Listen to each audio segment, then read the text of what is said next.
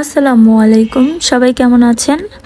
আশা করছি আল্লাহর রহমতে সবাই ভালো আছেন, সুস্থ আছেন। আলহামদুলিল্লাহ, আমরাও সুস্থ আছি, ভালো আছি। আজকের ব্লগটি দুপুরের রান্না দিয়েই শুরু করেছি। আমার আজকের ভিডিও দেখার জন্য আপনাদের সবাইকে আমন্ত্রণ জানাচ্ছি। আশা করছি আমার আজকের ভিডিওটি আপনাদের কাছে অনেক ভালো লাগবে। আমার ভাইয়া ও আপুরা যে যেখান থেকে আমার ভিডিওটি দেখছেন, আমার ভিডিও যদি আপনাদের কাছে ভালো লাগে তাহলে প্লিজ আমার ভিডিওটিতে একটি লাইক দিয়ে দিবেন। আপনাদের একটি লাইক আমার ভিডিওটিকে অনেকের কাছে পৌঁছে দিতে সাহায্য করবে। আর যদি খুব বেশি ভালো লেগে থাকে তাহলে আমার চ্যানেলটি সাবস্ক্রাইব করে দিবেন। সাবস্ক্রাইব করে পাশে থাকা বেল বাটনের অল অপশনটি চালু করে দিবেন, যাতে কোনো ভিডিও দেওয়ার সাথে সাথে আপনার কাছে নোটিফিকেশন চলে যায়। আর যারা অলরেডি কাজটি করে দিয়েছেন তাদের সবাইকে অসংখ্য ধন্যবাদ। আজকের দুপুরের রান্নায় থাকছে ট্যাংরা মাছ দিয়ে বেগুন আলুর ঝোল, আর থাকছে ভর্তা শাক আর বেগুন ভাজা। এই শাকগুলোকে আমাদের গ্রামের ভাষায় ভর্তা শাক বলে। অনেক দিন ধরে ইচ্ছে করছিল ট্যাংরা মাছের ঝোল রান্না করব। এই রেসিপিটা ফুলকপি আলু দিয়েও অনেক স্বাদ হয়। আমার আম্মার হাতের এই রান্নাটি অসাধারণ স্বাদ লাগে। আর আজকে আমি সাথে রেখেছি গাজরের হালুয়া। আসলে গাজরগুলো অনেক দিন ধরে বাসায় রাখা ছিল, তাই ভাবলাম কিছু একটা বানাই। আর আমি এর আগে কখনো গাজরের হালুয়া বানাইনি, তো ভাবলাম একটু ট্রাই করে দেখি কেমন হচ্ছে। যদিও আমার রেসিপিটা ওই রকম টেস্ট হয়নি, তারপর আমি চেষ্টা করেছি। আর এই যে বেগুন ভাজা, এরকমভাবে বেগুন ভাজা করলে কিন্তু খেতে অসাধারণ লাগে, খুবই টেস্ট ছিল। আর এই যে ভর্তা শাক, এই শাকটাও অনেক মজা লাগে। অনেকেই এই শাকটাকে অনেক নামে চেনে থাকেন, আমাদের বাসায় বলে ভর্তা শাক। কতদিন হলো মায়ের হাতের রান্না খাই না। মানুষের জীবন কত পরিবর্তনশীল, তাই না?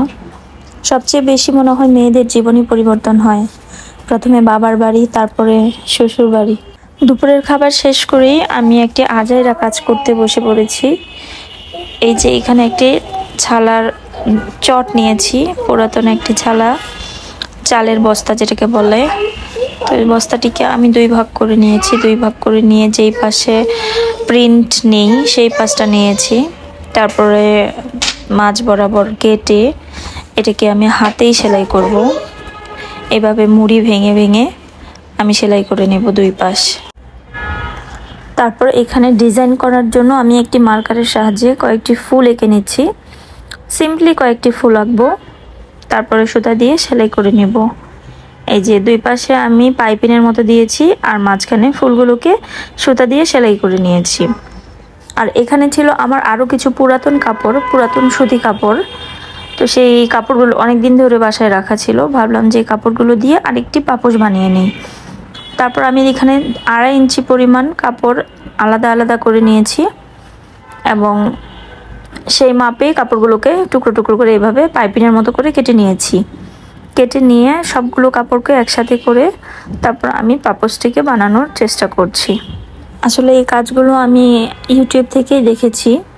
বাসায় বসে সারাদিন আজেরা কোনো কাজ নেই, তো ভাবলাম যে হাতের কাজটা একটু দেখি করার চেষ্টা করি, পারি কি না। যদিও আমি সেলাই কাজ ওরকম পারি না, চেষ্টা করি আর কি। তারপর সবগুলোকে এইভাবে তিনটা তিনটা করে বেনি পাকিয়ে নিচ্ছি, মানে যেভাবে চুলে যেভাবে বেনি পাকায় ওইভাবে বেনি পাকিয়ে আমি এইভাবে বড় বড় দড়ির মতো করে নেব। খুবই ইজি, এটা আমি ইউটিউব দেখে দেখেই শিখেছিলাম। আসলে তেমন কোনো কঠিন কাজ না, শুধু বসে থাকতে হয় আর কি, বসে বসে করতে হয়। তারপরে এইভাবে করে আমি সবগুলো বেনি পাকিয়ে নিব। কাপড়গুলো অনেক শক্ত ছিল, এর জন্য আমার খুব কষ্ট হয়েছে যখন সেলাই করতে গিয়েছি তখন। আর কাপড়গুলো যদি নরম হতো, তাছাড়া মার দেওয়া ছিল, মার দেওয়া না থাকলে হয়তো একটু কষ্ট কম হতো। তারপর যখন এই যে এইভাবে আমি সেলাই করছিলাম তখন সব থেকে বেশি কষ্ট হয়েছে। সুই তো একদম সেলাই করতে পারছিলাম না, তো অনেক কষ্ট করে শক্ত অংশটুকু সেলাই করার পরে নরম অংশতে আর কোনো কষ্ট হয়নি। তো এইভাবে ঘুরিয়ে ঘুরিয়ে প্রত্যেকটা রশি এইভাবে পেঁচিয়ে পেঁচিয়ে এরকম বড় করে নিয়েছি। তারপর দেখেন এই যে খুবই সুন্দর লাগছে। যদি এটা এখানে একই রঙের কাপড় থাকতো বা একই প্রিন্টের কাপড় থাকতো তাহলে এটা অন্যরকম লাগতো হয়তো বা, কিন্তু ডিফারেন্ট প্রিন্টের খারাপ লাগছে না। তো আপনাদের কাছে কেমন লেগেছে আমার হাতের করা এই পাপোশটি অবশ্যই জানাবেন। আর যদি ভালো লেগে থাকে তাহলে অবশ্যই একটি লাইক এবং কমেন্ট করে দিবেন। আর যদি নতুন হয়ে থাকেন তাহলে প্লিজ আমার চ্যানেলটিকে সাবস্ক্রাইব করতে ভুলবেন না। আর এই ধরনের ভিডিও যদি আপনাদের ভালো লেগে থাকে, পছন্দ হয়, সেক্ষেত্রে অবশ্যই কমেন্ট করে বলবেন, আমি পরবর্তীতে আরও বানানোর চেষ্টা করব। ধন্যবাদ সবাইকে। আল্লাহ হাফেজ।